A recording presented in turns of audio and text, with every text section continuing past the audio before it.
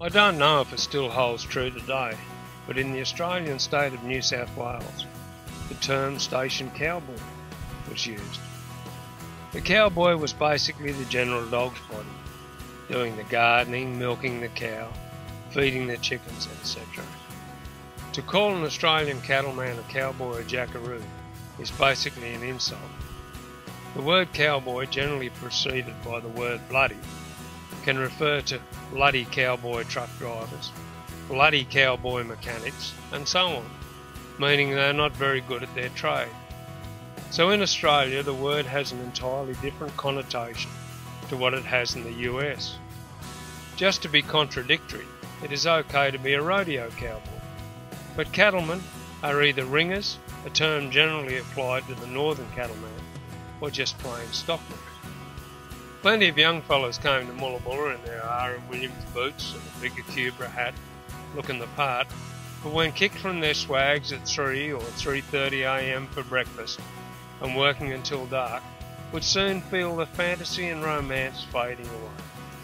Many, if they were able to stay on their horse, rode along as if someone was about to take their photo. It was a shock to the system to find that a bit of hard yakka was involved. This poem, Cowboys.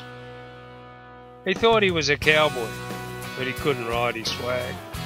He'd never thrown his leg across a real equine nag. A ball-bearing cowboy, the worst sort of course. Yeah, he thought he was a cowboy, but where's his bloody horse? He may have been a little slow, but he was a happy sort of bloke. And in the attire that he wore, he looked a real cowpoke. His belt buckle was shiny, and his hat was jet black.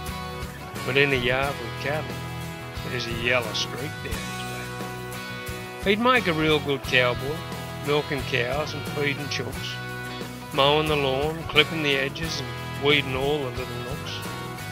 And he used to watch Bonanza and other old yippie shows, wagon, train and rawhide, and his face fairly glows. Well, he's showing all the symptoms. It's a classic case, it seems, of a bloke that's had too many.